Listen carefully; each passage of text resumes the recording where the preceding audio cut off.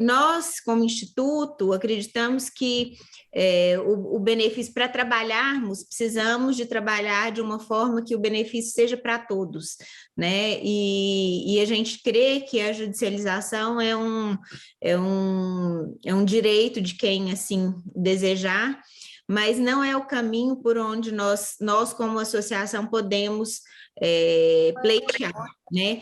A gente tem que entender que existem muitos medicamentos, né, hoje em dia, para doenças raras, e assim como existem muitas doenças raras, né? E esses medicamentos são de alto custo.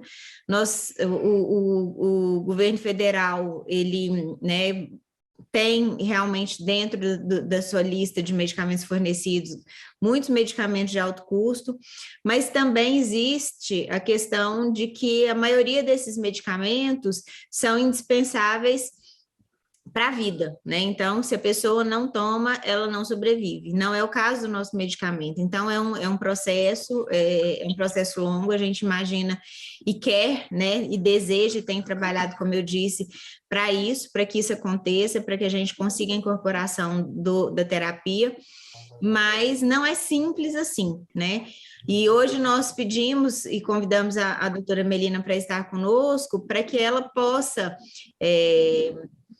como especialista nessa área, nos dizer qual é o entendimento atual acerca do fornecimento desse tipo de medicação pelo governo. É simples, eu entro na justiça e esse medicamento está disponível?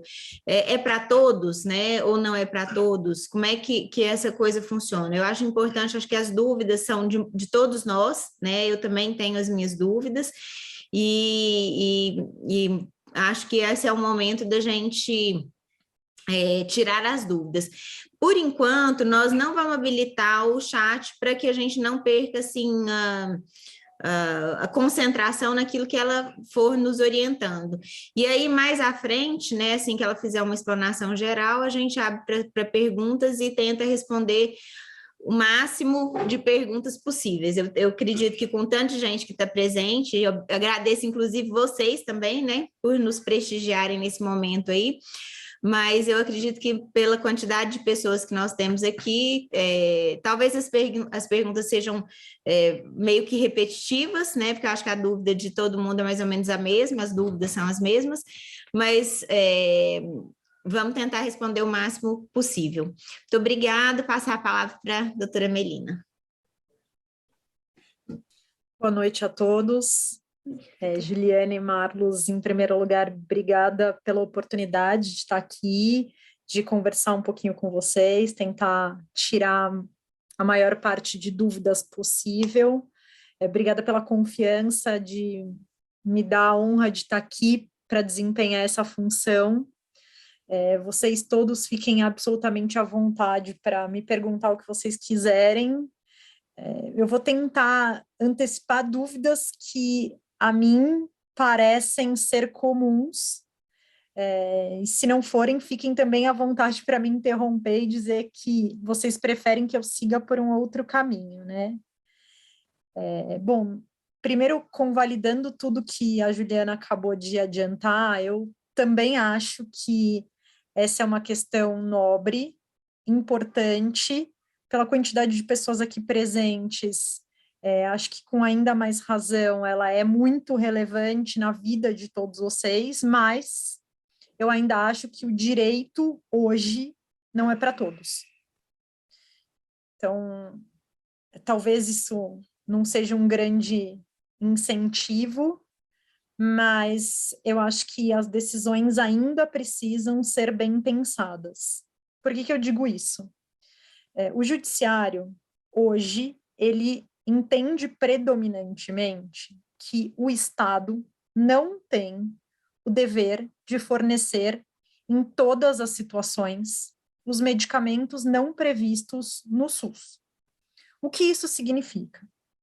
Isso significa que, para pessoas que preencham determinados requisitos excepcionais, o judiciário entende que deve, ainda assim, haver o fornecimento do medicamento independente do registro. O que acontece? Como tudo que envolve política pública, dinheiro, saúde no Brasil, os julgamentos são bem demorados no Supremo Tribunal Federal. Existe um primeiro caso que chegou à apreciação dos ministros em 2007 e, por mais difícil que seja de se crer, esse julgamento começou a acontecer só em meados de 2020. E o que hoje está em discussão?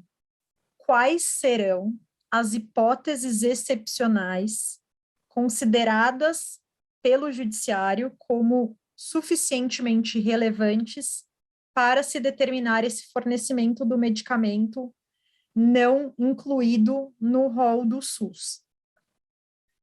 Hoje a gente ainda tem um cenário de indefinição.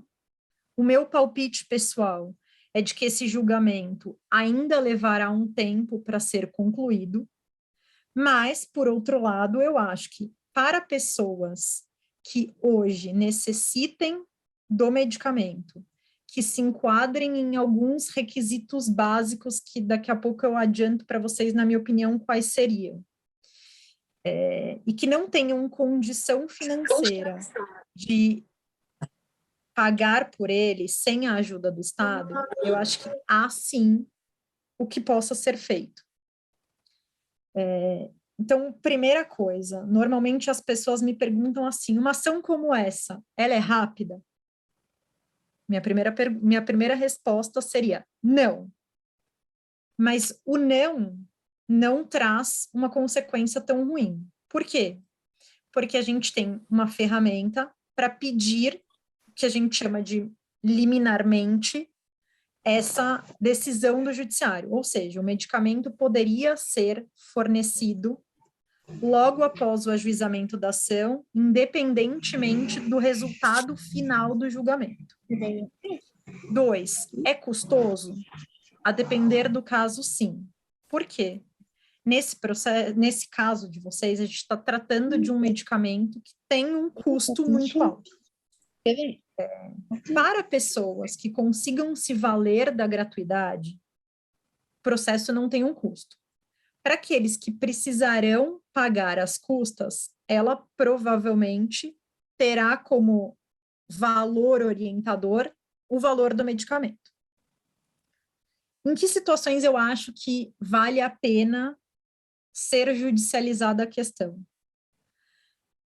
Eu acho que, e aí vocês fiquem absolutamente à vontade para me corrigir se eu tiver interpretado de uma forma equivocada o que até agora eu descobri ser a hipótese de utilização desse medicamento. Eu acho que ele é recomendado para pessoas que ainda estejam na fase de desenvolvimento de crescimento.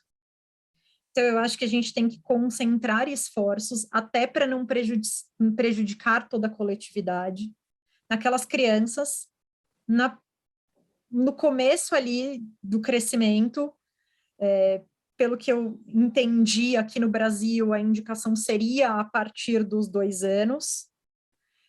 Então, eu acho que precisa se analisar a hipótese específica para se avaliar se vale ou não vale a pena a judicialização. Tem risco de perder? Tem.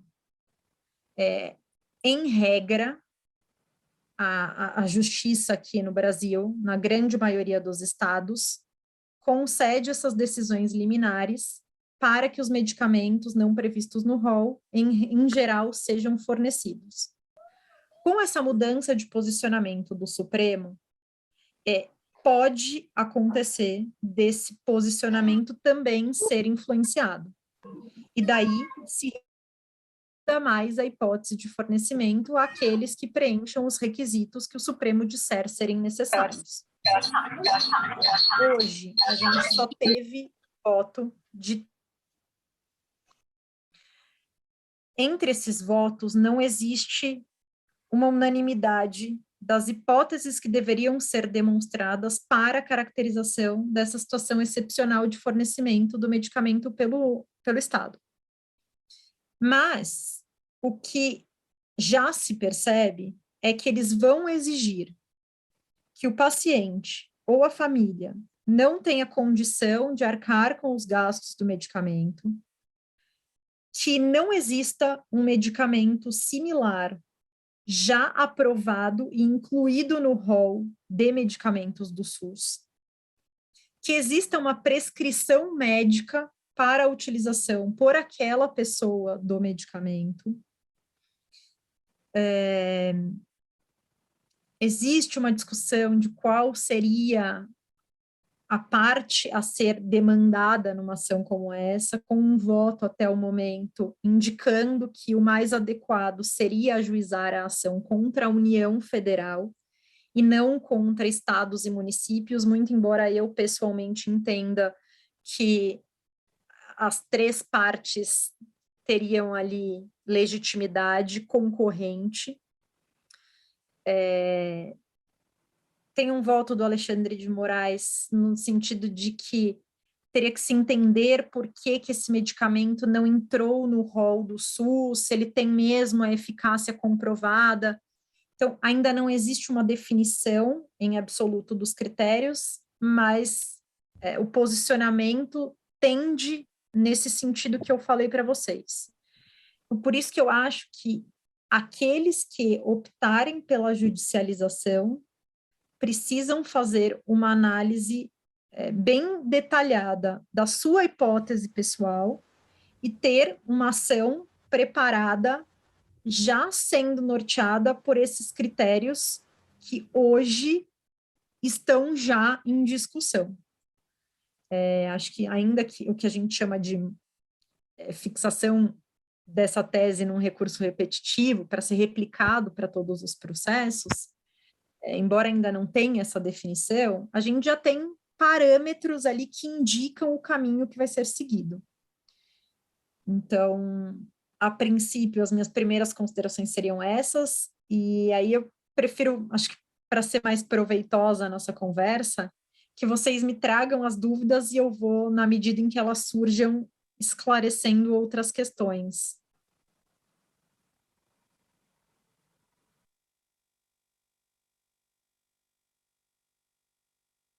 Maravilha. Pessoal, eu coloquei no chat um link do slide, eu vou pôr de novo aqui, para vocês colocarem as perguntas. Aí a gente consegue ranquear as perguntas e faz as mais relevantes aqui para a doutora Melina. Tem uma pergunta... Então, por favor, não façam no chat diretamente, façam as perguntas nesse link, tá? Entendido para todos? Perguntas só vão ser lidas se estiverem no link. Isso. Então, pessoal, doutora Melina, primeira pergunta é, em média, o processo de judicialização... Do processo de judicialização até o acesso efetivo ao medicamento, quanto tempo acha que levaria? Do início do processo... O microfone, peraí. Desculpa. Eu acho que a gente tem uma variável de estado para estado, mas, na minha opinião, o propósito mais importante nessa ação é se pedir a antecipação da tutela para que isso seja concedido de imediato. Em regra, como funciona uma decisão como essa? Você distribui a ação, o juiz imediatamente aprecia o pedido, e se ele entender estarem presentes as hipóteses para conceder o fornecimento do medicamento, ele já o faz de pronto. Tem alguns juízes que optam por primeiro ouvir a parte contrária para depois dar essa decisão. De um modo geral, é uma decisão proferida rápido. O que eu acho que não faz muito sentido é judicializar, não se conseguir a tutela e se passar muitos anos esperando até a conclusão do julgamento. Porque se, por exemplo, essa ação for ajuizada contra a União Federal, ela tem que ser distribuída na Justiça Federal. De um modo geral, as ações na Justiça Federal tramitam de uma forma mais morosa do que na Justiça Estadual. Então, eu acho que em coisa de poucos meses seria possível se conseguir essa decisão liminar. E aí o julgamento final do processo eu tenderia a dizer que seria demorado, bem demorado. E para você conseguir essa liminar, basta entrar ou cada caso é um caso? Como é que a senhora vê em relação à achondroplasia, né? A gente está falando. A minha opinião pessoal é de que nem todo mundo faz jus à concessão dessa decisão. Por quê? Eu acho que tem que ser analisado no caso a situação financeira, a situação da criança, a idade, a indicação do medicamento para aquela criança. Eu acho que tem algumas variáveis que precisam ser consideradas para que se decida pela imposição ao Estado da obrigação de fornecer. E até por isso eu acho que a escolha pela judicialização ou não, ela tem que ser pensada.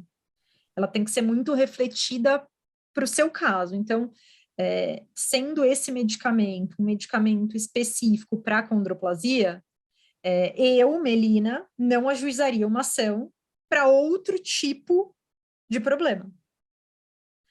Pode ser que também surta efeito, pode ser que dê certo, pode ser, mas também pode ser que o juiz entenda que você não se enquadra naquela hipótese de prescrição, indefira o seu pedido e, a depender do caso, você ainda tenha que arcar com custas judiciais. Uhum. E só para ficar claro com relação a esse cada caso é um caso, né? A medicação é uma medicação que, na bula brasileira, começa aos 2 anos de idade. Uhum. Então, por exemplo, você está dizendo que cada caso é um caso. Então, alguém que seja pai, por exemplo, nosso filho tem 15 anos, o Gabriel. Gabriel, as placas de crescimento no homem estão praticamente fechadas nessa idade, ou seja, por mais que o medicamento ainda tenha alguma atuação, o ganho efetivo é quase irrelevante, insignificante para esse esforço todo. Então, uma criança aí com 9... por exemplo, uma menina, né, que a idade óssea do acondroplásico costuma ser mais avançada que a idade cronológica. Isso significa que eles param de crescer, né, mais cedo do que uma criança que não tem a condição. E hoje em dia a gente tem ficado sabendo de muito, por exemplo, das meninas, né, que entram na puberdade mais cedo, e inclusive é um fenômeno nacional a puberdade precoce, né? E a menina que já está na puberdade, ainda que ela tenha 9 anos de idade, em tese, ela poderia crescer por mais um tempo, ela já não se beneficia, porque na verdade, é um medicamento para corrigir a formação do esqueleto, né? Agora, aquilo que já está deformado, ou aquelas comorbidades que já existem, ele não reverte. Então, se meu filho já tem problemas de articulação, ou problemas na coluna, e ele já está muito próximo da menopausa, da puberdade, aquilo que já está formado não é reversível, né? Por isso que a gente entende que a medicação, o benefício da medicação é a utilização mais precoce possível, né? O mais cedo possível, segundo a bula, a partir dos 2 anos de idade, sendo que já existem testes fora do Brasil sendo feitos em crianças recém-nascidas, né, para que essa bula em breve seja alterada para a idade de utilização do medicamento cair ainda mais. Pode ser que, então, esses casos, né, de crianças que já estejam aí próximo dos 9, 10 anos de idade, seja esse caso, né, que o juiz entenda que já não há grandes benefícios e que seja um indeferido, no caso, assim. Melina, antes de você responder, só quero avisar, pessoal, atenção.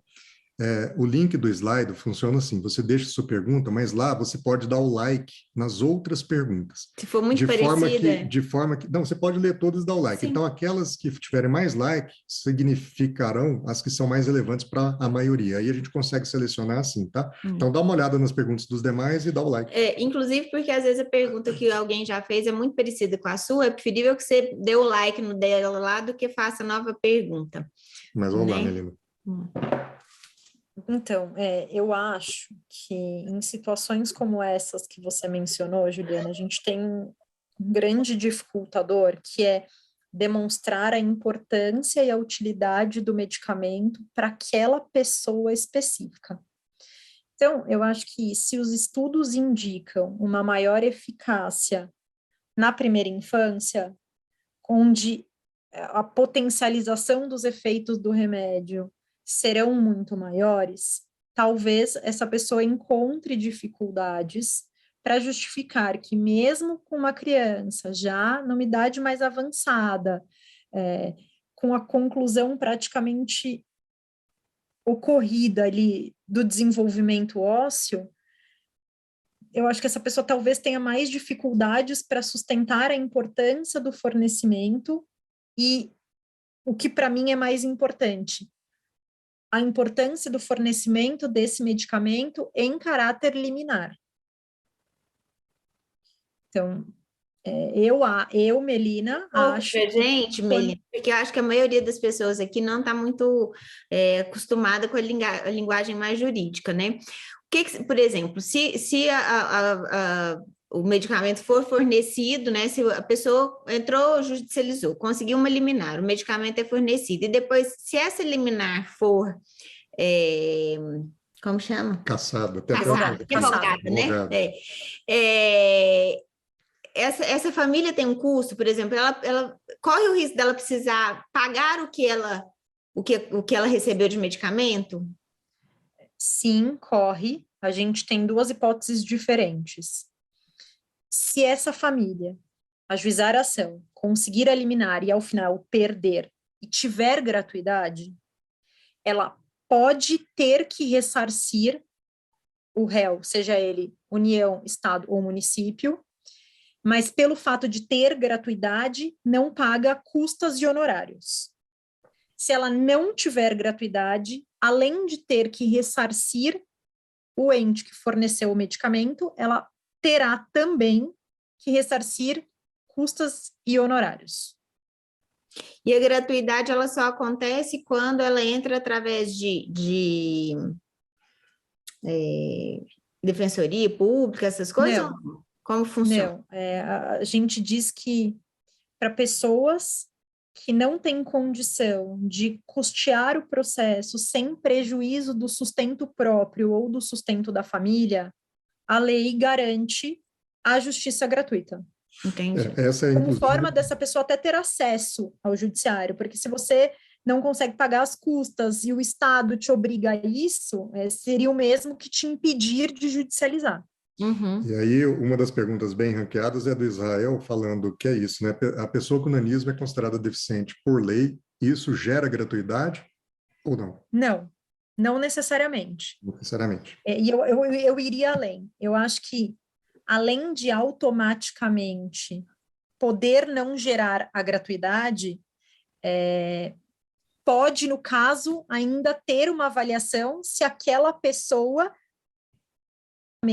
depende do Estado para obtenção do medicamento. Uhum. Eu sei que, nesse caso, é uma discussão um pouco absurda, porque a gente está falando de um medicamento de um custo muitíssimo alto, onde, muito provavelmente, pessoas de famílias de classe média alta já teriam muita dificuldade de pagar o medicamento. Eu acho que, se tiver um universo de pessoas que consiga custear isso com tranquilidade, a gente está falando de praticamente ninguém, né?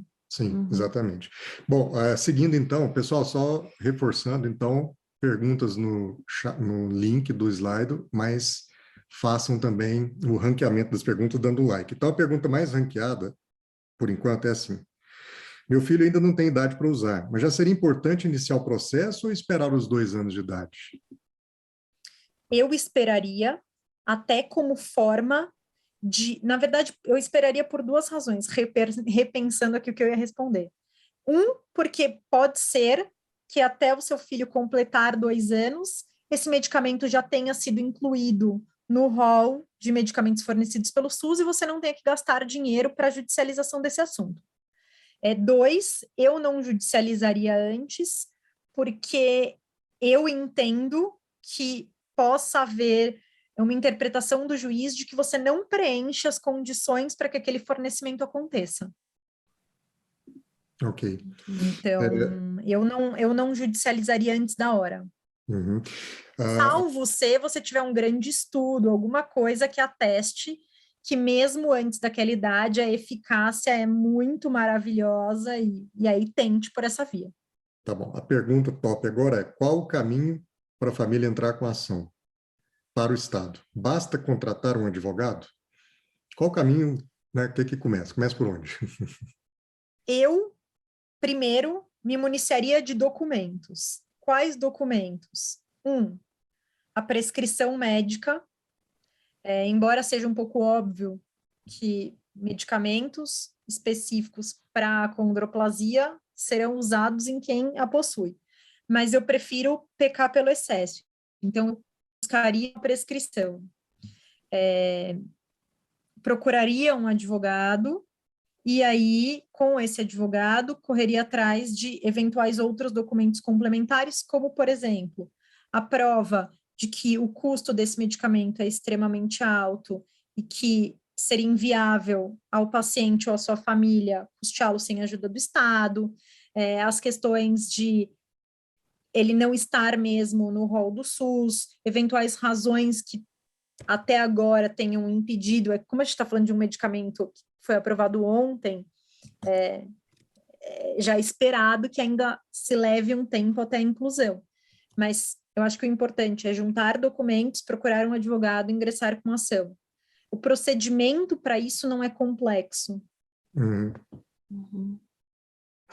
E a próxima pergunta, por ordem de likes...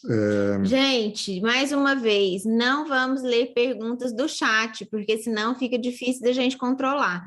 Se você tem uma pergunta, vá lá no link e veja se tem alguém que fez a mesma pergunta ou similar e curta, dê um like nessa pergunta ou faça a sua pergunta lá, mas no chat nós não vamos responder, porque senão fica difícil controlar duas plataformas aqui. Então, a próxima pergunta mais bem ranqueada é: qual a diferença entre a judicialização contra o Estado e contra o convênio? É possível judicializar contra o convênio para ter esse medicamento? Eu acho que possível é. Eu, pessoalmente, acho mais difícil a briga contra o convênio do que contra o Estado. Por quê? Esse medicamento, embora aprovado na Anvisa, estou presumindo ser ele um medicamento importado ainda não nacionalizado, certo? Certo. As operadoras de plano de saúde, por lei, não têm obrigação de cobrir medicamentos importados não nacionalizados. 2, muito se argumenta judicialmente sobre o limite da responsabilidade dos planos de saúde e a licitude da exclusão de determinadas coberturas. Porque, do contrário, você desequilibra essa conta. Então, o judiciário, em muitas ocasiões, entende que o dever de assistência incondicional e irrestrita, ele pertence ao Estado e não à operadora de plano de saúde. Então, eu imagino que a operadora brigaria muito mais e teria mais argumentos do que o Estado para se eximir da responsabilidade de custear. Mas não acho impossível, acho que se pode tentar, eu acho só mais difícil. Maravilha. Tem uma pergunta que subiu bastante aqui no ranking, que eu acho que tem a ver com uma situação que, inclusive, eu não sei se todo mundo viu, mas que eu acho que é importante a gente tocar nisso aqui. Houve uma operação da Polícia Federal, hoje, eu acho que me parece que hoje, contra um instituto... Uma associação de pacientes. Uma associação de pacientes. E, pelo que eu entendi da reportagem, a acusação era de que essa associação de pacientes recebia dinheiro de laboratórios, inclusive da Biomarin, essa notícia de hoje, e patrocinava as ações para poder obter medicamentos. Aí é outro medicamento, é outra comunidade e outra doença rara, mas há essa denúncia, né? E, enfim, essa investigação em andamento. A pergunta que foi ranqueada agora queria saber se a judicialização com mais de um caso seria melhor ao mesmo tempo. Ou seja, essa judicialização coletiva ou via uma associação, como é que é isso? E isso dá muito problema? Eu tenho duas opiniões distintas com relação a isso. Eu acho que a ação coletiva, ela tem uma força político-institucional, em regra, maior do que a de uma ação individual. Por outro lado, pela tendência do que se está estabelecendo lá no Supremo como requisitos para que, em caráter excepcional, o Estado tenha que fornecer o medicamento, eu tenho um pouco de receio de que em ações coletivas se entenda não estarem presentes os requisitos, porque cada paciente é um paciente. A situação financeira de cada um pode ser diferente, a situação clínica de cada um pode ser diferente, a idade. Então, eu não vejo muito como se sustentar o impacto de massa que é importante para essas ações. Maravilha. Aí a pessoa pergunta, a próxima do ranking aqui, existe alguma alternativa extrajudicial? Aí ele dá exemplos, a aquisição direta por alguma entidade, por alguma associação, ou por particular, por exemplo. Bom, particular é natural, né? Se alguma família tiver condições aí, é natural adquirir. Mas qual outra alternativa extrajudicial seria possível? Eu acho que a principal alternativa extrajudicial, ela é de política pública, que é de se trabalhar para que haja a inclusão do medicamento no rol do SUS. E com isso, se garanta o acesso a todo mundo que se enquadre naquela hipótese de prescrição. Com relação à questão de entidades particulares conseguirem adquirir, aí eu acho que é uma questão muito mais comercial e financeira, né? É o que você falou, Marlos, quem tem condição de comprar o remédio, compra. E hoje, eu, até por conta dessa notícia que foi veiculada, por infelizmente essa não ser uma prática tão incomum, é difícil se pensar nos estímulos à aquisição por associações, e aí eu sempre penso na forma como isso se dá. Será que a gente, com segurança, teria um meio de buscar isso lícito, sem que haja um laboratório por trás, fomentando a judicialização ou uma prescrição irresponsável como contrapartida para fornecer determinadas coisas? Não sei, eu acho que, óbvio, possível sempre é, acho que vai variar do engajamento de cada um. Eu, Melina, não teria contato com nenhuma instituição que viabilizasse o fornecimento extrajudicial desse medicamento. Mas, de repente, alguém que tenha bom contato político ou algum bom contato comercial com o laboratório, não sei. Uma pergunta que subiu agora para o ranking aqui tem a ver com o processo, o custo do processo, né? Dá para estimar, Melina, qual a média de custeio para esse processo? Quanto gastaria com advogado? Aí, se alguém quiser perguntar os honorários da doutora Melina, pergunte. Mas, para entrar com a ação, o que é o custo disso? Eu vou responder a pergunta de algumas formas diferentes. Normalmente as pessoas têm a dúvida de, mas se eu não tenho dinheiro para pagar um advogado, eu não posso judicializar? Não. Existe a Defensoria Pública, que está à disposição para ajuizamento de ações àqueles que não podem pagar advogados. Há advogados que trabalham só no êxito, então não cobram o que nós chamamos de prolabore, que é um valor inicial para a atuação. E aí cobram ao final uma taxa com base no sucesso. E nesse caso específico, para mensuração de custas, eu acho que depende de qual vai ser a justiça, da lei de custas de cada estado. E aí eu fiquei com uma dúvida que isso seria determinante para eu pensar no valor. Pelo que eu li, a estimativa média de custo anual do medicamento estaria em $300 mil. Inclusive, é a resposta da próxima pergunta ranqueada, já fica respondida, é isso aí. Então, $300 seria algo mil em torno de ano. $300 mil ano, a gente está falando de um valor nos Estados Unidos, que com os descontos e subsídios chegariam uns $240 mil, pelo que eu li. Uhum. Mas a gente vai ter ainda toda a carga tributária brasileira que incide sobre isso. Eu não sei por quanto esse medicamento chegaria, mas meu palpite seria quase 2 milhões ano. Uhum. E aí a dúvida que eu tenho é, vocês sabem estimar por quantos anos esse medicamento é usado?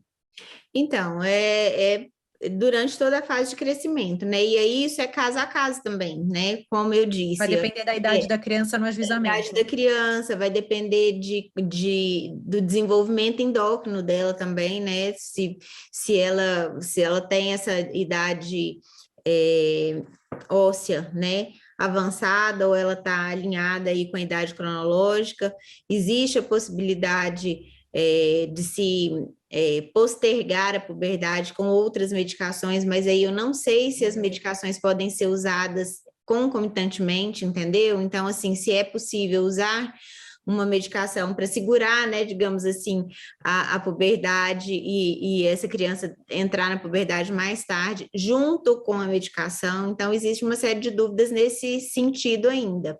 Uhum. Então, assim, vai depender, isso é muito caso a caso, né?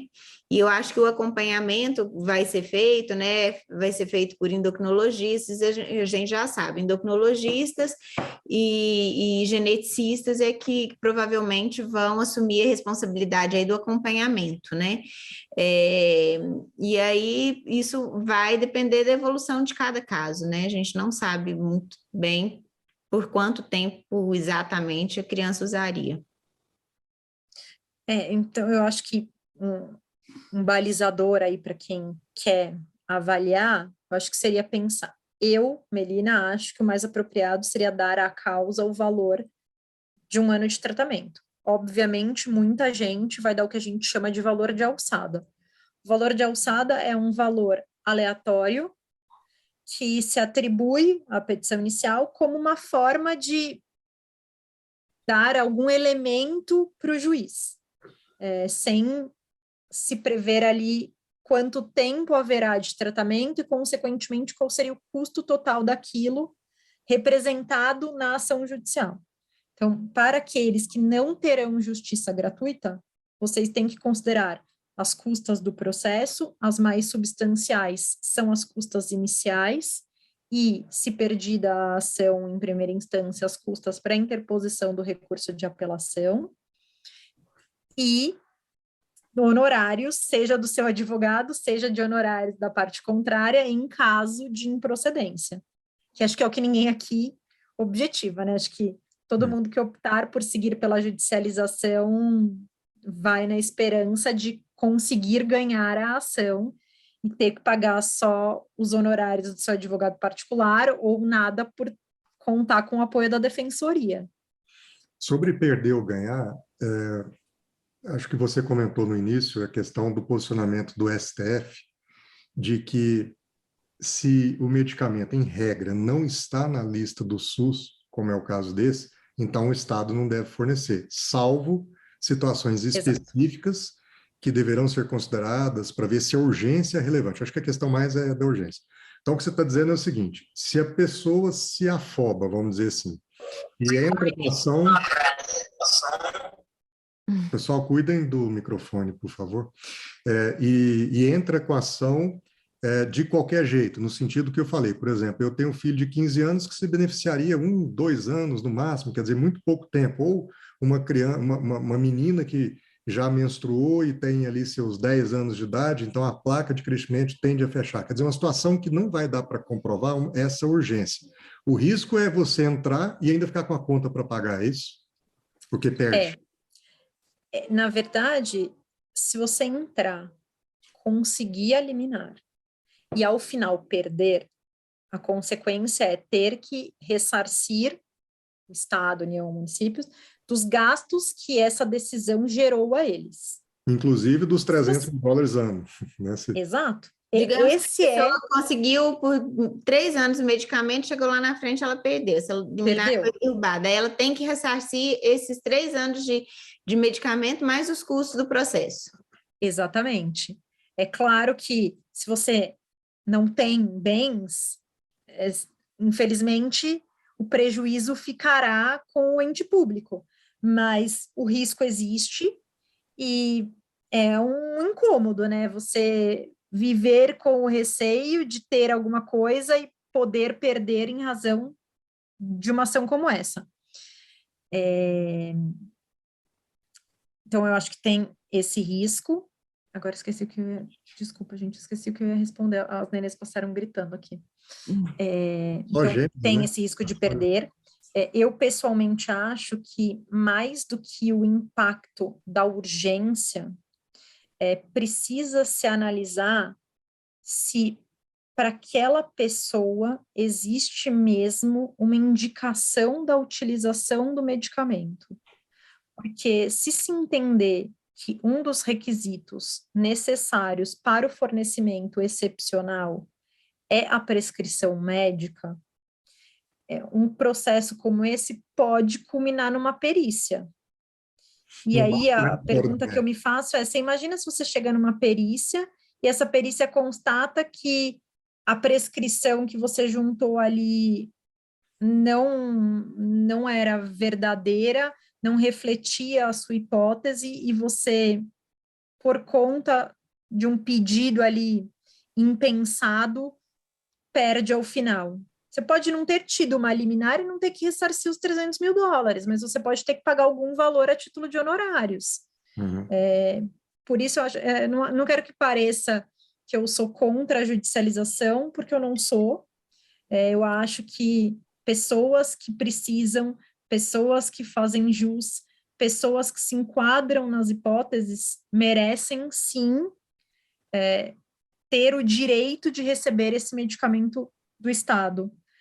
Mas, do contrário, tenho medo de banalizar, sabe? E para ser bem objetivo, né?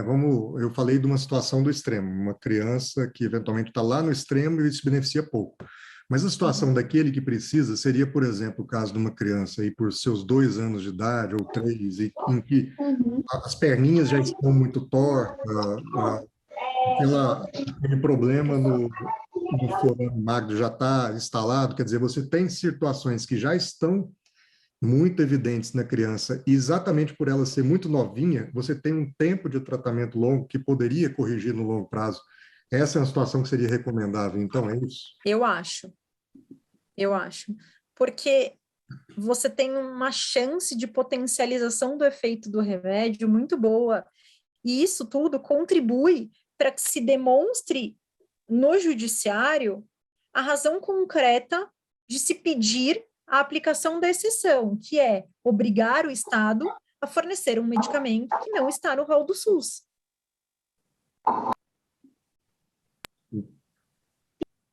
Eu vou ter que lavar. Pri, microfone. Priscila, o microfone. Melina, acho que você sumiu sua voz. Não, você parou de falar mesmo, tá? Então, pessoal, na próxima pergunta mais ranqueada aqui, aí já a gente volta um pouquinho para o processo. Aliás, não, agora subiu aqui, a ranqueada é o seguinte, legal, que aí tem a ver com a doutora Juliana aqui. Qual o caminho, então, para a medicação entrar no rol do SUS, né? Um projeto de lei, uma portaria do Ministério da Saúde, quais políticos devemos procurar para isso?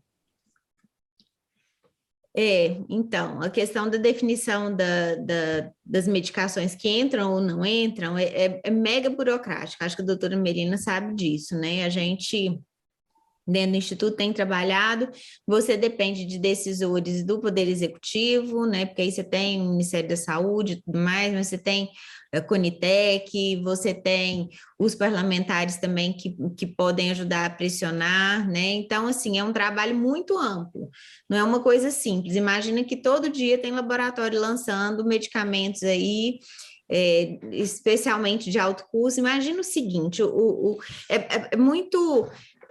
a gente vive um dilema, eu acho, né? Porque ao mesmo tempo que a gente comemora muito os medicamentos novos chegando, né? E a possibilidade de que eles tratem condições que até então não poderiam, né, ser tratadas, a gente vive também a questão de que, assim, nem tudo, né, que se apresenta, né, para o governo, por exemplo, realmente né, e o governo não pode ser obrigado a incorporar todos os medicamentos que surgem, porque senão seria uma lista, assim, infinita, né, de questões e tudo mais. Então, assim, por que que existe todo esse processo burocrático? Para que efetivamente sejam incorporados os medicamentos que tragam real benefício para comunidades que realmente precisem, né? Então, assim, a gente, pelo lado da nossa comunidade, a gente quer que isso aconteça o mais rápido possível e que aconteça e que, né, que dê tudo certo. Mas a gente entende que o processo é burocrático para peneirar também eventuais questões que são só comerciais, né? Então, assim, existe um ônus da prova que é nosso, nós é que vamos ter que provar que realmente é necessário e tudo mais. Vai chegar o momento, e aí eu quero fazer um apelo para todo mundo que está aqui, né, para que estejam muito atentos aos nossos movimentos dentro dos nossos... dos ambientes em que a gente está se dirigindo a vocês, sejam nos grupos de WhatsApp, sejam nos perfis do Instagram, né? Ative notificações lá, para que vocês estejam atentos, porque vai chegar um momento que nós vamos precisar de relevância, nós vamos precisar de muita gente lá nas consultas e audiências públicas, para que a gente mostre que realmente a nossa comunidade é uma comunidade importante e que o impacto da medicação vai fazer diferença para nós. Agora, ainda não é o momento, porque, assim, o que a gente precisava? Nós precisávamos efetivamente do registro na Anvisa, que só aconteceu ontem, para que, então, agora a gente vá atrás dos órgãos competentes e peça. Não existia antecipação, né? A mesma coisa que a doutora Melina falou com relação à criança que ainda não chegou na idade de uso prescrito pela bula, né? Não tem jeito da gente antecipar uma coisa que não existe. Então, assim, um medicamento que ainda não existia, não adiantava eu ir lá bater na porta da Conitec e falar, incorpora aí, gente, esse medicamento, que, assim, para efeitos reais, né, isso não existia ainda, né? Até ontem esse medicamento não existia. Então, o que agora a gente vai fazer é justamente trilhar esse caminho, mas não é um caminho único, nem é um caminho simples, nem é um caminho rápido, né? A gente agora vai ter que lidar com a nossa... o que ontem eu falei num dos nossos grupos de WhatsApp, o seguinte, a gente comemora porque acho que a gente tem que ser grata em todo o tempo por tudo que acontece. Todas as mudanças que vêm, elas devem ser comemoradas, né? Agora, eu, né, Juliana, já sei que eu, por exemplo, meu filho não se beneficiará do tratamento, nem por isso eu deixo de comemorar a possibilidade, né, de um tratamento existir, porque antes a gente não tinha nenhum tipo de tratamento, hoje nós temos uma oportunidade. Se nós vamos conseguir, ou se nós não vamos conseguir, isso aí o tempo dirá. O nosso empenho é grande, o nosso trabalho tem sido feito assim, levado bem a sério, né? Lá atrás, há um ano atrás, nós, como eu falei, né, contratamos uma consultoria dessa área, especializada nessa área de saúde, que dá todo o suporte para associações de pacientes, né, nos estabelecimentos dos protocolos, né, protocolos PCDTs das doenças, incorporação de novas tecnologias em protocolos e tudo mais. Agora, para vocês, né, e da nossa comunidade que ainda não convivem tanto conosco, com o movimento, e não sabem todo o caminho que nós temos trilhado, o nanismo ainda não tem um protocolo de tratamento pelo SUS. De tratamento que eu falo assim, nós não temos até hoje uma obrigatoriedade, por exemplo, do SUS de fornecer um exame genético para diagnosticar, né, com precisão qual tipo de nanismo as pessoas têm. Se hoje nós já temos conhecido 500 tipos de nanismo, mais de 500 tipos, por exemplo, no meu entendimento, o mapeamento genético, o exame genético, vai ser um dos requisitos para ingresso na ação.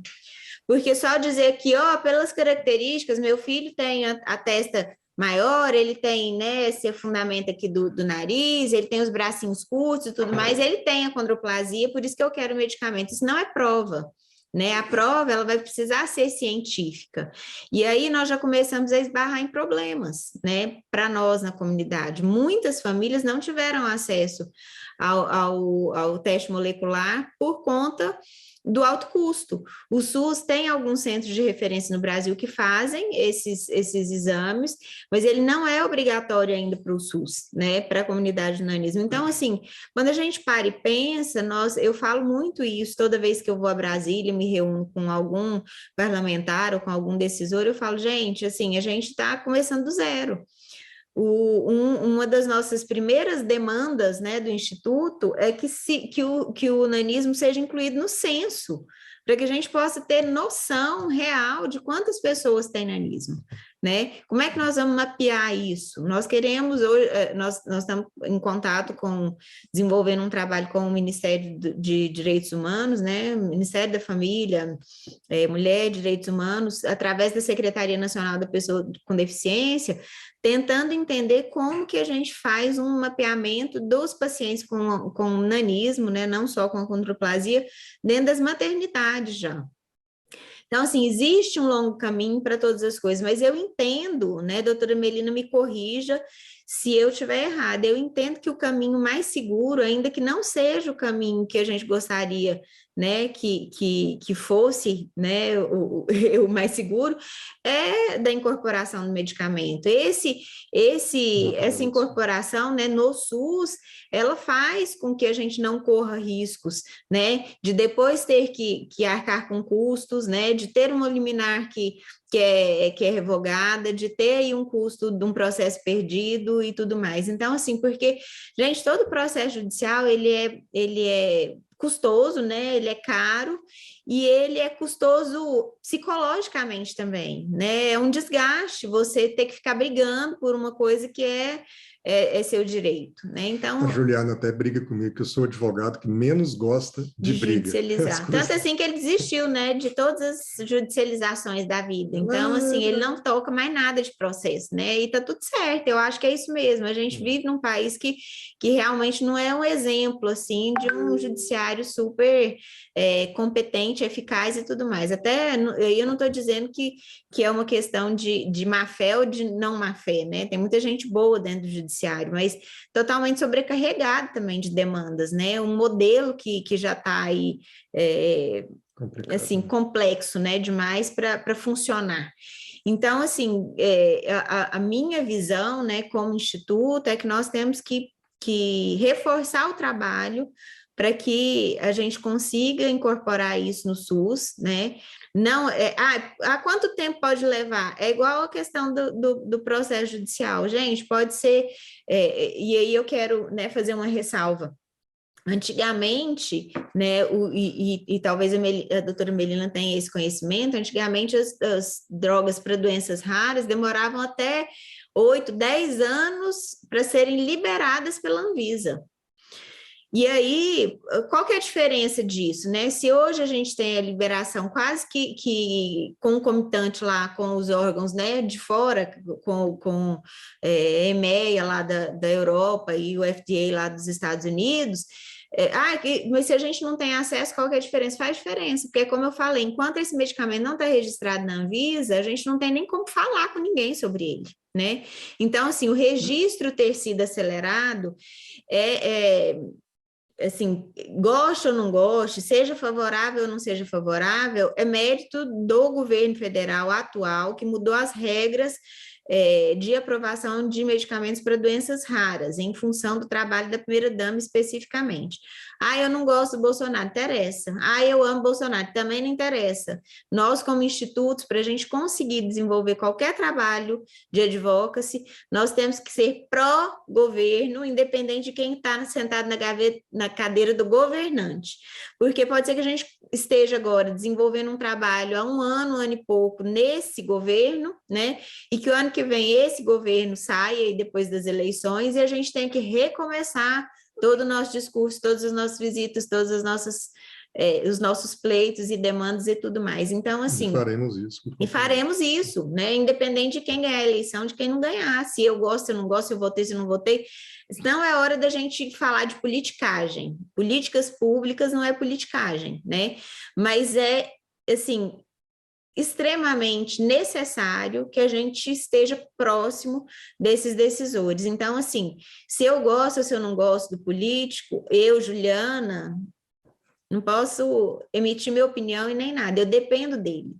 Se eu preciso, né, que o medicamento seja incorporado, eu dependo de quem está lá hoje, quem está lá amanhã e tudo mais, né? E aí vai uma dica, né? Nós temos aqui 77 pessoas, cada um aqui votou em alguém. Então, provavelmente você lembra, espero que lembre, eu não lembro, mas do deputado federal que não a gente lembro votou. mais, né? Porque antigamente a gente não estava muito envolvido com políticas públicas, a gente não prestava muita atenção nisso, mas agora, inclusive nas próximas eleições, preste atenção em quem vai defender sua causa. É isso aí, é a hora da gente olhar. Para quem que você vai cobrar lá, entendeu? E fazer uma escolha de quem tem essa bandeira, né? Porque mais do que nunca nós vamos precisar do legislativo e do executivo, mas para poder endereçar essa questão. Seguindo aqui nas nossas perguntas, Melina, o Israel aqui, a pergunta dele bombou. O fato de outros países terem começado a fornecer gratuitamente o medicamento é um argumento importante na ação ou é irrelevante? Eu acho que pela diferença econômica entre os países, é um argumento que aqui ele serve como um argumento de reforço para justificar esse dever do Estado de fornecer, mas eu não acho que ele tenha um impacto tão grande para que se obtenha a decisão favorável. E até só pegando um gancho com o que vocês estavam falando, eu acho que por nós estarmos tratando de políticas públicas e questões orçamentárias, é claro, é importante todo esse trabalho, mas ele também é a justificativa para a demora para que tudo aconteça. Então, eu acho que vocês já tiveram uma grande conquista com a aprovação do medicamento nesse período de nenhum ano. Acho que vocês têm um caminho longo para a inclusão no SUS, mas acho que vocês também têm pessoas muito boas, muito engajadas, como a Juliana e o Marlos, que estão aqui comprando a causa, batalhando e envidando aí todos os esforços para que a inclusão aconteça o quanto antes. Acho que todos os argumentos no processo vão ser válidos, acho que mostrar que outros países auxiliam no custeio é sempre um bom argumento. Não acho que ele seja determinante para se obter uma decisão favorável. Continuo achando que aqui é importante mostrar a ausência de outro medicamento similar já incluído no rol, para que possa ser substituído esse medicamento. No caso de vocês, não tem outro. Não tem outro. Esse é o primeiro, então precisa ser custeado pelo Estado, é justo que seja custeado pelo Estado, independentemente da quantidade das pessoas que possam se beneficiar dele. Mais do que isso, eu acho que é importante vocês mostrarem nas ações judiciais a imensa dificuldade que um indivíduo tem de custear o medicamento e todas as despesas inerentes à família, ao tratamento em si e a tudo mais que integra o nosso dia a dia. Então, eu acho que esses são fatores muito importantes de serem demonstrados. E aí, até aproveitando mais um gancho da Juliana, com relação à questão do Conitec, pelos votos no STF que já foram dados pelo Alexandre de Moraes e pelo Luiz Roberto Barroso, pode ser que dentre os requisitos estabelecidos para a aplicação dessa exceção ao fornecimento do medicamento não incluído no rol pelo Estado, que também se exija uma certificação, uma comprovação pela Conitec da inexistência de indeferimento da incorporação desse medicamento no rol do SUS, a inexistência desse substituto terapêutico, que não vai existir, claro, no caso de vocês. Até uma pergunta, se é obrigatória essa negativa? Uma pergunta que apareceu aqui é isso. É obrigatória a negativa para você entrar com a ação?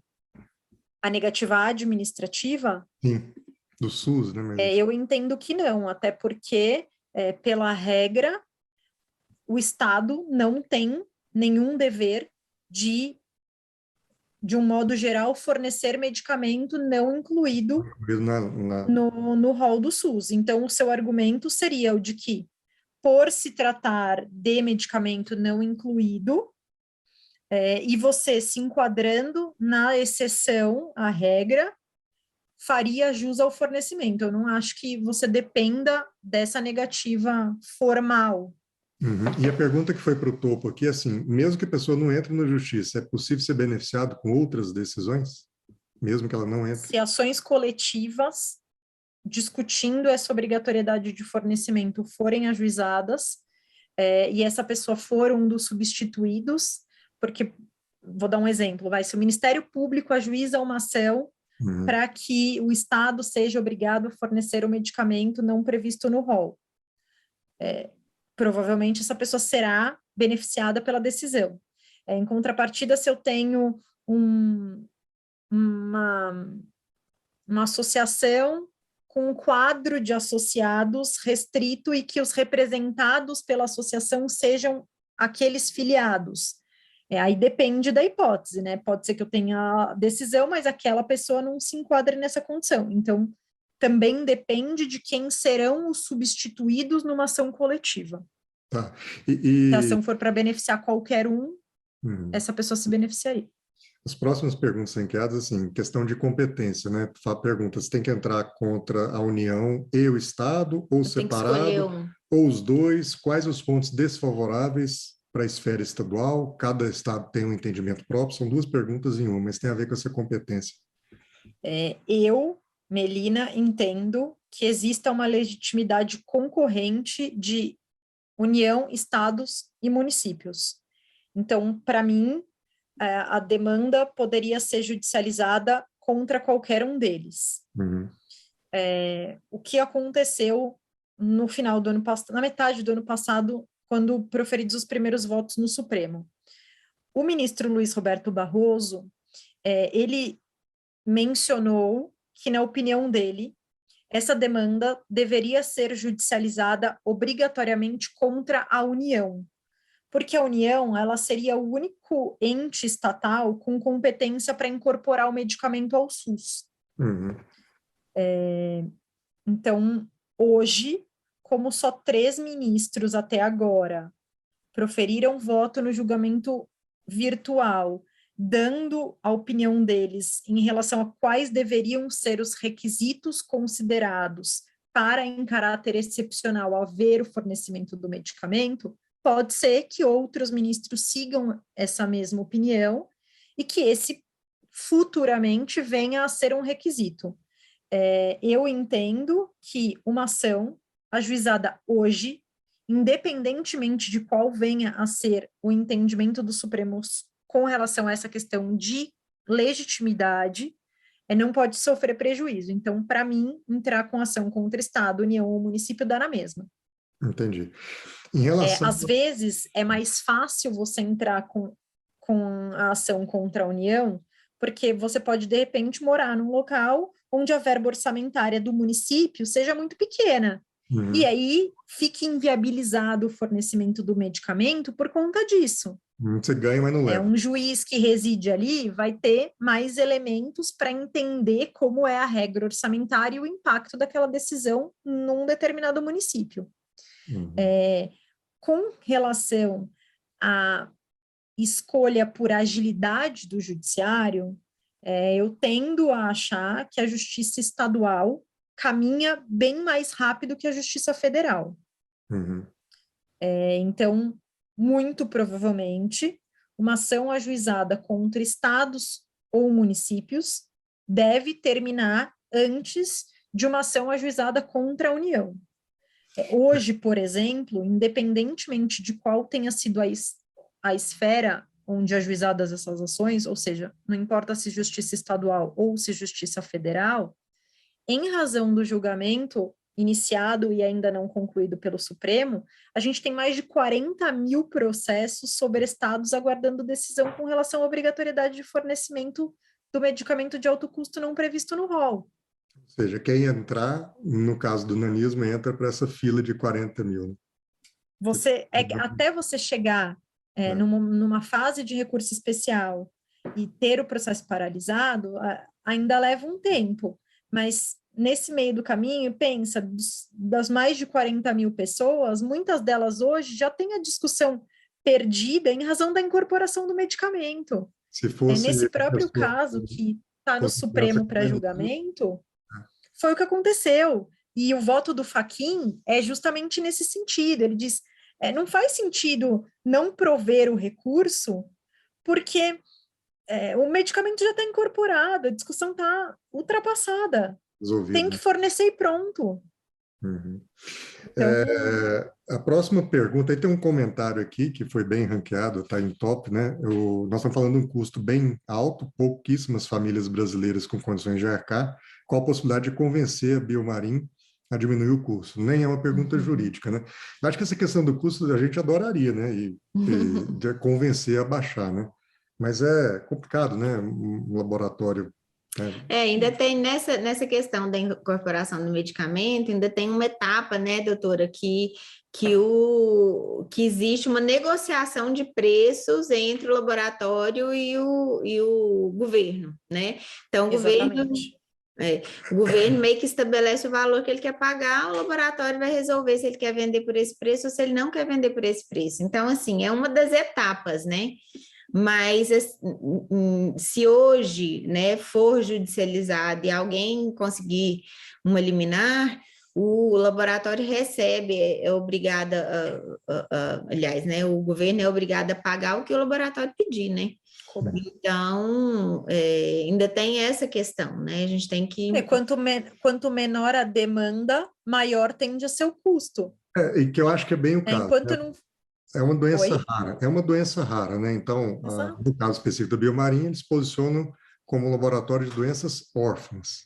Órfãs por quê? Porque as grandes, como Pfizer e etc., exatamente porque a comunidade é pequena, nunca se interessaram em fazer isso, porque não tem escala, né? Então, quando você pega para fazer algo que tem um público pequeno, é lógico que o seu custo fica maior. É como se tivesse uma padaria, aí você ligasse o forno, energia e etc., mas para fornecer para 10 moradores do seu prédio, só aquilo. Quer dizer, seu pão vai lá em cima de preço. Se você fornecer para o bairro inteiro, você consegue diluir esse custo. É mais ou menos isso. Agora, é óbvio que aí é um mérito que a gente nem sabe discutir, nem sabe entrar, né? Porque cada um é uma empresa privada, né? Tomara eu esteja enganada e o medicamento venha para o Brasil com um preço menor do que está sendo comercializado nos Estados Unidos ou na Europa, mas eu ainda tenho um pouco de dificuldade de acreditar Tudo vem nisso. para cá mais caro, né? A pergunta está no topo agora é o seguinte: a doutora está disponível para pegar esse tipo de caso? Eu atuo nessa área, trabalho num escritório especializado em contencioso cível, que é a área de atuação disso. Para quem quiser me procurar, claro, vai ser um prazer ajudar vocês. E independentemente de eu ser advogada ou não, vocês fiquem à vontade para me mandar perguntas, o que vocês precisarem, no que eu puder ajudar, vai ser um prazer. Maravilha, posso colocar seu contato aqui depois no chat? Pode, claro. Maravilha.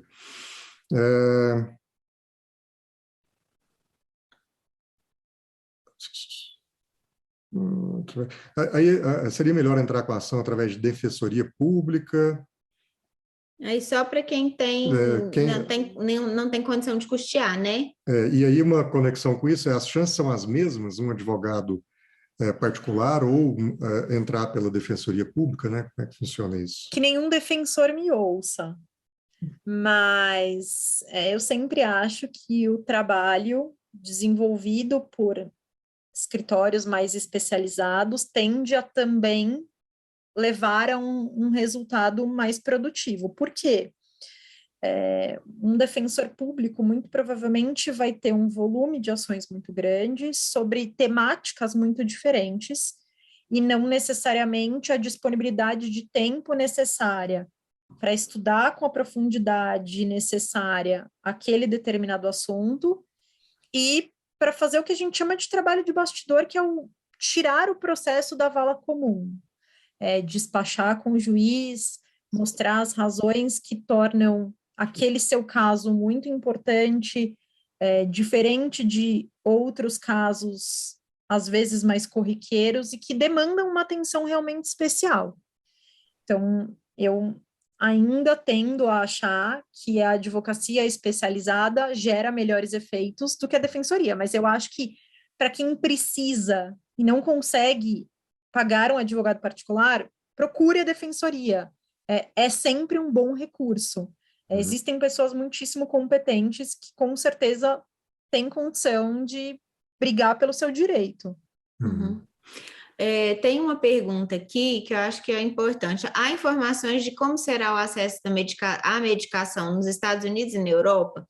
Bom, eu acho que a doutora também pode falar sobre isso. Nos Estados Unidos não existe SUS, né? Não existe fornecimento de medicamentos pelo governo. O governo não banca medicamento nenhum, nem para doenças, nem medicamentos que são para suporte de vida, né? Então, assim, lá o processo é totalmente diferente e, às vezes, algumas entidades privadas, filantrópicas, tudo mais, para determinados tipos de condição, elas bancam fundações e tudo mais, e isso é muito restrito mesmo. E já na Europa, então, assim, nos Estados Unidos não existe gratuidade de medicamento como existe no Brasil, de medicamento de alto custo. Quem quiser, vá lá e compre o seu próprio remédio, use e bem, se não tiver condição, infelizmente, sinto muito.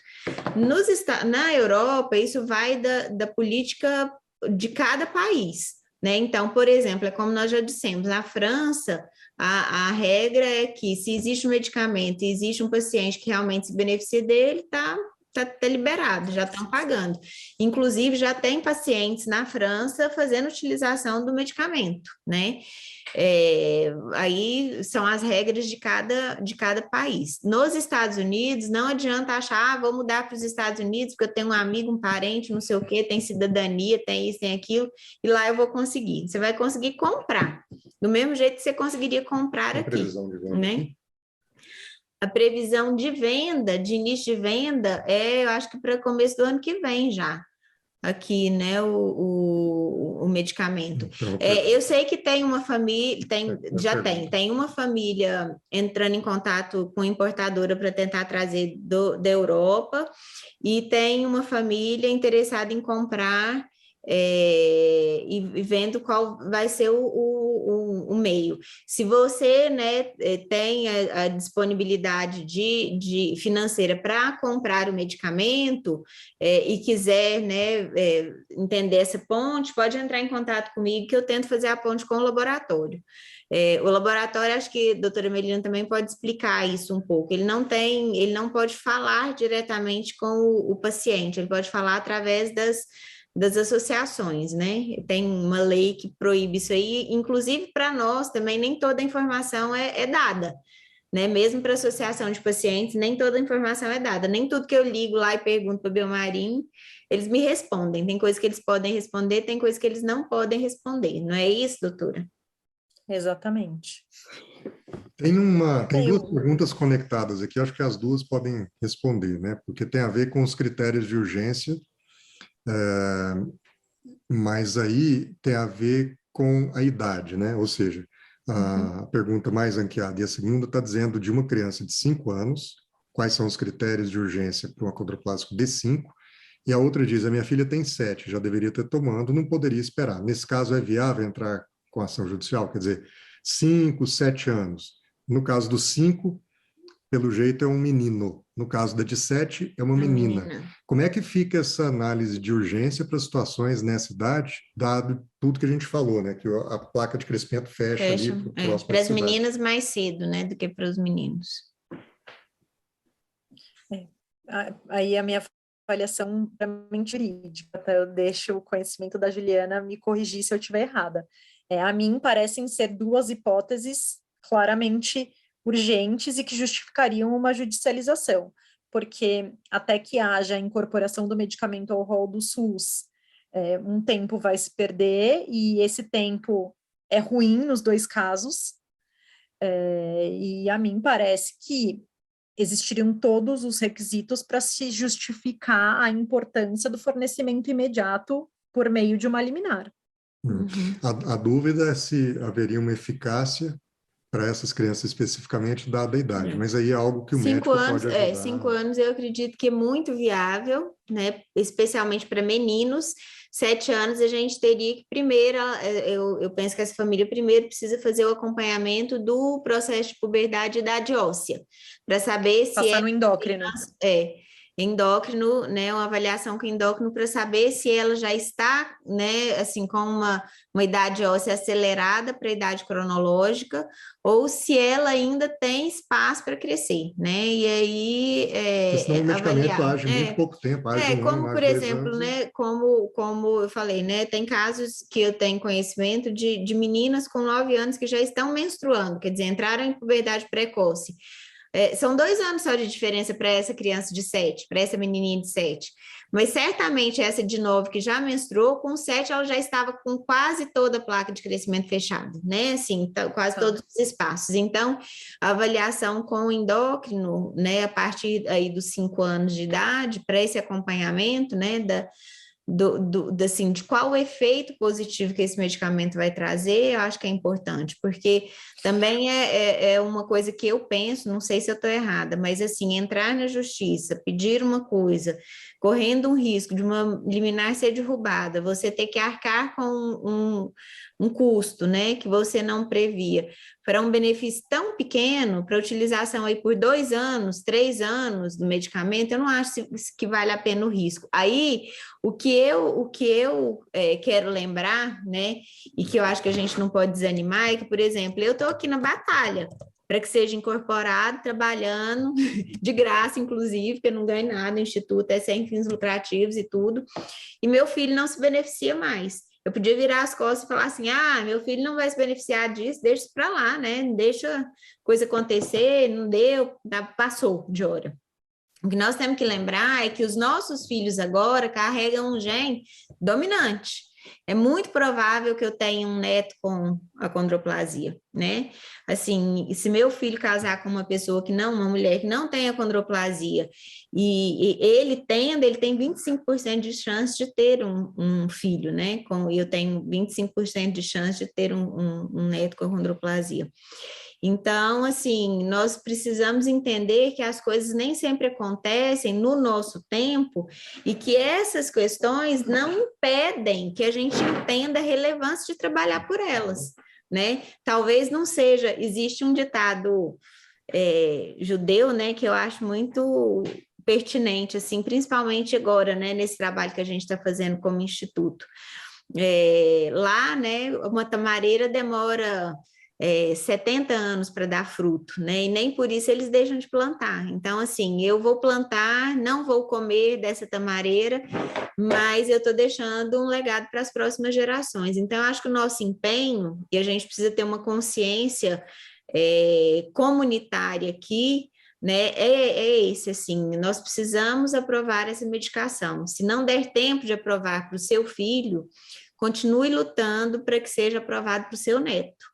É muito provável, assim, a gente teve, quando a achondroplasia acontece na nossa família e é o primeiro caso, eu e o Marcos, por exemplo, tínhamos a mesma probabilidade de ter outro filho com achondroplasia, né? Quer dizer, 1 para cada 25 mil nascimentos, então era quase impossível que isso acontecesse. Mas daqui para frente é muito provável que eu tenha alguém na minha família através da descendência do meu filho. Então, que a gente entenda como comunidade que nem todo o esforço de agora, se não der tempo, então não vai dar tempo, eu não vou nem me interessar por esse assunto, interesse-se, porque se o benefício não vier para o seu filho, ele provavelmente seu neto pode precisar lá na frente. Bacana, pessoal. Juliana, só aproveitando um rápido gancho, no que você estava falando da importância da avaliação médica em cada caso, eu acho que isso também serve para fundamentar os pedidos judiciais. Então, seja pela avaliação da utilidade do medicamento no seu caso, seja para robustecer um pedido judicial, eu procuraria o endocrinologista em qualquer hipótese. Uhum. Bacana. Eu coloquei o telefone da doutora Melina no chat, gravem, e aí tem algumas perguntas sobre custo de honorários, custos de ação, e aí eu acho que como é muito uma questão mais particular, tratem com ela se for do interesse, e como vocês viram aí, ela é craque, pode ajudar muita gente, né? Autorização de importação por parte dos órgãos competentes é requisito obrigatório? Gente, se a medicação já está aprovada na Anvisa, não tem necessidade de nenhum trâmite de importação fora da Anvisa. O medicamento vai vir de fora, mas ele já está autorizado o uso no Brasil, então não tem essa questão. Ele pode não estar nacionalizado, mas ele já é regulamentado. É regulamentado. Então, você importa como qualquer medicamento, é autorizado para o uso no Brasil já. Né? Melina, as duas perguntas no topo aqui estão falando a mesma coisa, assim, quando tem muito processo, se o governo visualiza muitas ações, isso não ajuda o governo negociar com o laboratório, incorporar no SUS, é um fator? Quantidade de processos? Eu acho que a negociação, ela normalmente vem antes dessa judicialização em grande volume, né? Eu acho que é uma questão muito mais de política pública e de uma atuação do Ministério da Saúde e tal em negociar, disponibilidade em correr atrás. Acho que a gente tem a dificuldade da carga tributária, mas não necessariamente eu acho que o volume de ações surta um efeito na redução do preço, porque eu acho que muito ou pouco judicializado, pode ser que você tente negociar com o laboratório e ele entenda, não, esse é meu preço, ou pelo menos por enquanto esse é meu preço. É o que cobra. Claro, por outro lado, na minha opinião... A pergunta também é se assim, essa quantidade de ações mostraria para o governo a necessidade da incorporação do medicamento. Eu acho que, por um lado, sim, porque demonstra que é um medicamento relevante, sem nenhum outro medicamento já incluído no rol que o substitua, e essa não inclusão estaria prejudicando aí um direito no extremo à vida de uma série de pessoas. Então, por essa finalidade, eu te diria que sim. Uhum. O médico, para dar o laudo relatório para a ação, não precisa ser do SUS, ou precisa? Não, pode ser qualquer médico. Bacana. Bom, eu acho que, com relação às outras perguntas que sobraram, a gente cobriu quase todas, umas já foram respondidas ao longo da conversa e algumas são coisas que, de repente, perguntaram quais os países estão fornecendo a medicação de forma gratuita. Por enquanto, só a França. Quantos centímetros por ano, em média, uma criança cresce após o uso da medicação? Nos testes apresentados pela Biomarinha, a criança cresce 1,5 centímetros a cada ano de utilização do coisa. Por isso que não é tão relevante, por exemplo, você pensar em ganho de altura numa criança que já está aí com seus 10 anos de idade, por exemplo. Digamos que ela vai usar isso durante 2 anos, essa medicação, 2 a 3 anos. Nós estamos falando de 4 centímetros, de 3 centímetros, né? Isso não é tão relevante assim para um processo desse. E o que a gente precisa entender é que a medicação, o ganho de altura, ele é secundário. O principal, inclusive porque se esse for o entendimento... Se for o argumento... se esse for o entendimento do Poder Judiciário, nós não vamos ganhar nada.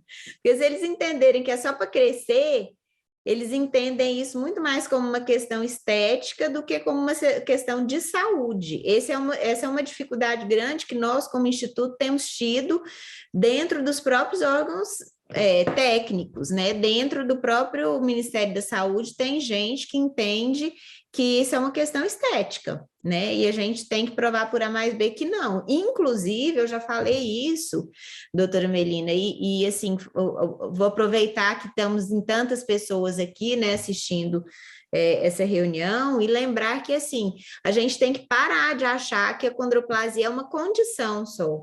A condroplasia é uma doença rara. Se ela não for entendida como uma doença rara, não existe chance de incorporação desse medicamento. Se é para mudar uma coisa, é só uma condição, se é só para o meu filho crescer e não ser vítima de preconceito e tudo mais, esqueça que a gente não consegue ganhar essa batalha.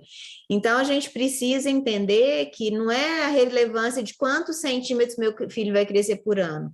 A importância é de usar a medicação o quanto antes para que a formação do esqueleto dessa criança entre num padrão regular e ela tenha muito menos comorbidades ósseas, porque nós estamos falando de uma displasia óssea, ao longo da vida, e que isso possa afetar positivamente, o uso da medicação possa afetar positivamente a qualidade de vida dela.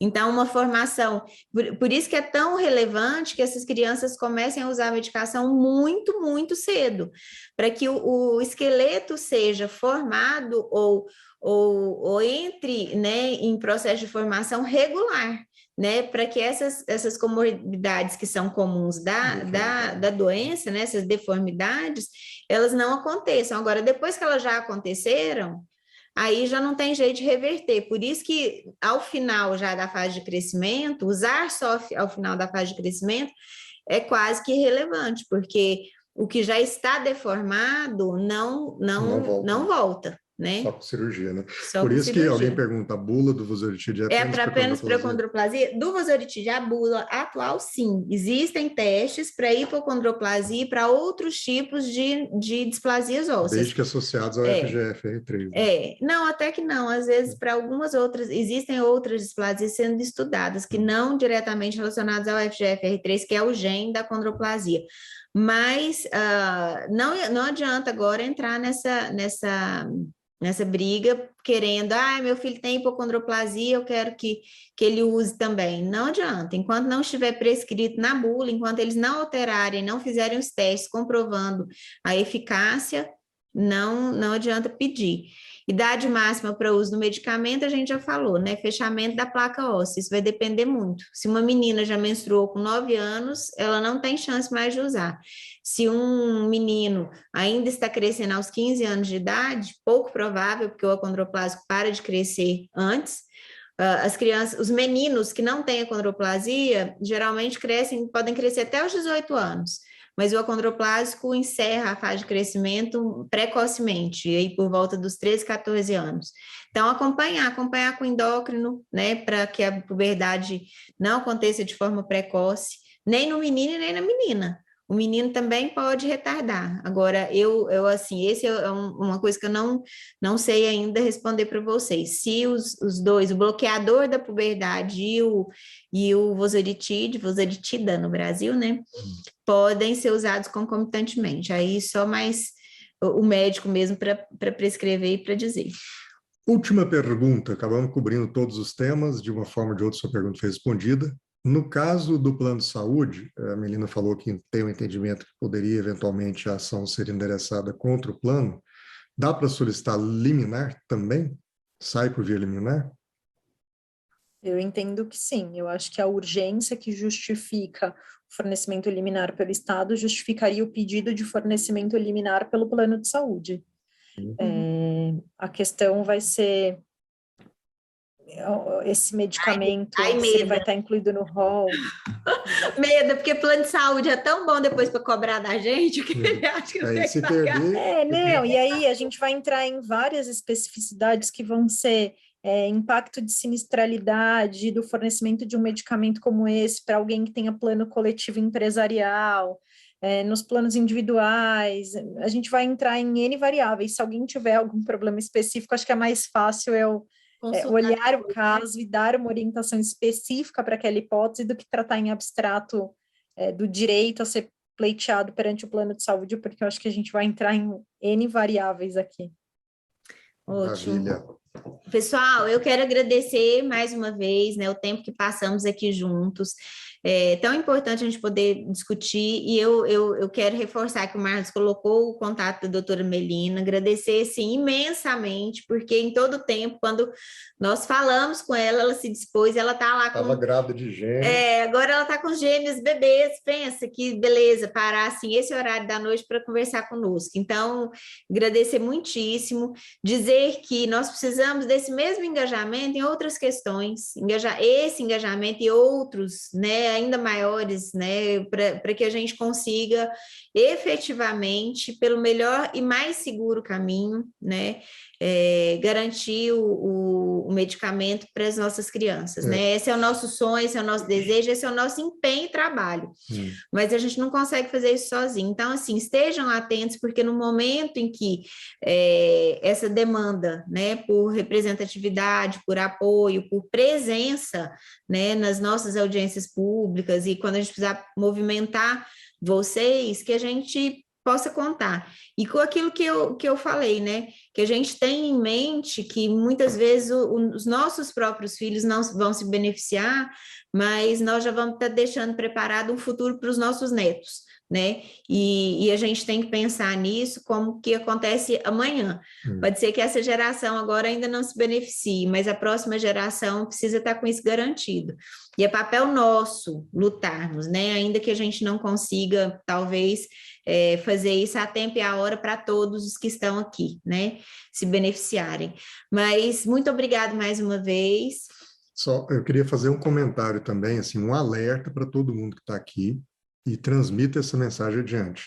Eu sou advogado, né, e tenho uma preocupação muito grande com a qualidade daquilo que é compartilhado nessa área, né, jurídica, com, né, uma curadoria do que a gente entrega nessa área. Cuidado com as aventuras jurídicas, cuidado com aqueles que vão dizer para vocês, para a gente, aquilo que a gente quer ouvir.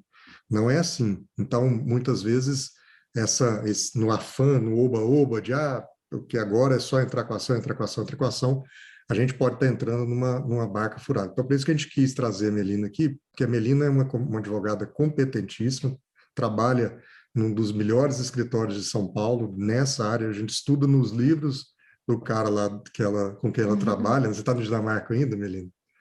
Então, assim, é a referência de processo esse cidadão, que é o nome do escritório dela, e a gente estuda nos livros. Então, assim, a gente teve esse cuidado de trazer aqui uma opinião que para nós é sólida e responsável, porque na hora do oba-oba alguém pode dar um caminho fácil e essa conta pode ficar cara lá na frente. Né?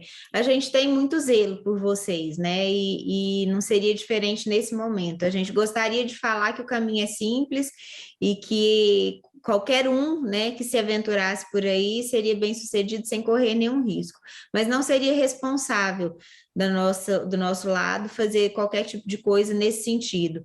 E assim como, né, eu reforço para quem entrou depois, a gente não fará, né, o Instituto não fará uma ação coletiva como associação de pacientes, a gente não acredita nesse caminho, eu acho, e por toda a informação que eu tenho tido, né, nesse percurso aí de 1 ano e pouco trabalhando com a nossa consultoria especializada, esse seria um motivo assim para portas fechadas definitivamente, né, no nosso pleito lá, né, de inclusão do medicamento. Então, assim, como a doutora Melina disse, né, corre-se o risco de conseguir eliminar relativamente fácil, né? Fácil, digamos assim. Mas depois, se essa liminar é derrubada, os problemas que vocês têm, né, vão ter que enfrentar são muito grandes.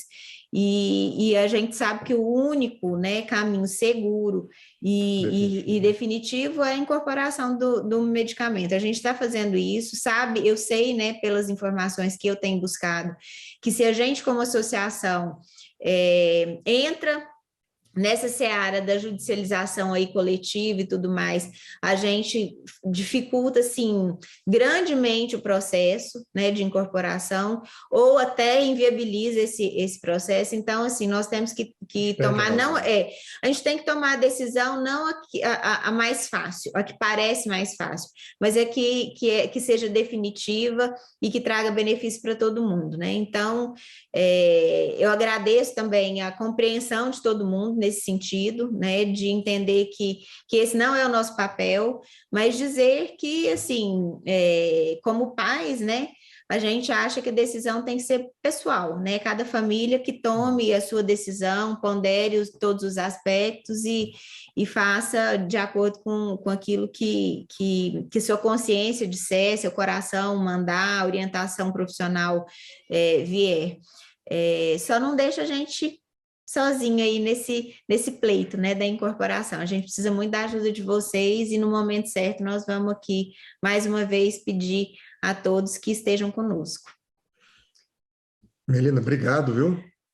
Gente, eu é que agradeço pela confiança, pela oportunidade, por vocês terem me ouvido esse tempo todo, pelos aprendizados compartilhados. Foi muito bom, eu estou à disposição, eu desejo muita sorte para todo mundo que optar por seguir pelo caminho da judicialização, ainda mais sorte para vocês nessa luta, uma causa tão nobre que eu admiro e no que eu puder ajudar, vocês sabem que podem contar comigo. Muito obrigada, gente. Boa noite para todo mundo, viu? Obrigada e até uma próxima oportunidade. Tchau, gente. Boa noite. Tchau. Obrigado.